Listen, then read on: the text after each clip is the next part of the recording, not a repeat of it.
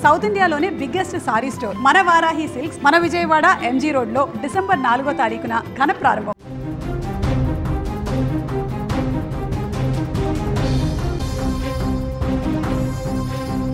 ప్రకృతిని నమ్ముకొని సాగు చేసే ఒకే ఒక్క వ్యక్తి రైతు. కష్టం వచ్చినా నష్టం వచ్చినా తాను నమ్ముకున్న పనిని ఎప్పుడూ వదిలిపెట్టాడు. అందుకే దేశానికి రైతే రాజు అంటారు.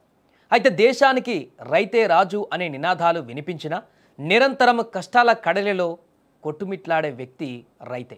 అయితే ఇక్కడ కూడా ఓ రైతుకు ఏం కష్టం వచ్చిందో కానీ పంట పొలంలో ఏకంగా 500 రూపాయల నోట్లను విత్తనాలుగా నాటాడు. రాజస్థాన్ రాష్ట్రం ధవరియా జతన్ గ్రామం మల్లారం భవారీ అనే రైతు పత్తి పంట పండిస్తుంటాడు. బ్యాంకులో 1,00,000 రూపాయల అప్పు తీసుకొని పత్తి పంట సాగు చేశాడు. పత్తి చేతికి వచ్చే సమయంలో భారీ వర్షాలు, పంట అంతా కూడా నాశనమైపోయింది. మిగిలిన పంటను అమ్మితే జస్ట్ కేవలం 4,000 రూపాయలు మాత్రమే చేతికి వచ్చింది. బ్యాంక్ అప్పు కావడంతో క్రాప్ ఇన్సూరెన్స్కు అప్లై చేశాడు. ఇన్సూరెన్స్ రాలేదు. బీమా కంపెనీకి కంప్లైంట్ చేశాడు.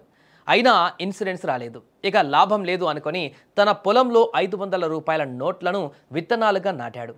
వీడియో తీసి సోషల్ మీడియాలో పోస్ట్ చేశాడు. ఎందుకిలా చేశావు అని ఆ రైతును అడిగితే ప్రభుత్వం బీమా కంపెనీ పట్టించుకోవడం లేదు, అందుకే ఇలా చేశాను, ఇప్పుడైనా స్పందిస్తుందో లేదో చూడాలి అంటూ చెప్పుకోవచ్చాడు. ప్రభుత్వం బీమా కంపెనీ పైన తన నిరసనను ఈ విధంగా వ్యక్తం చేయటం సోషల్ మీడియాలో ఇప్పుడు వైరల్గా మారింది. ఆ రైతుకు న్యాయం చేయాలంటూ నెటిజన్లు కూడా ఇప్పుడు భారీ ఎత్తున రిప్లై కూడా ఇస్తున్నారు.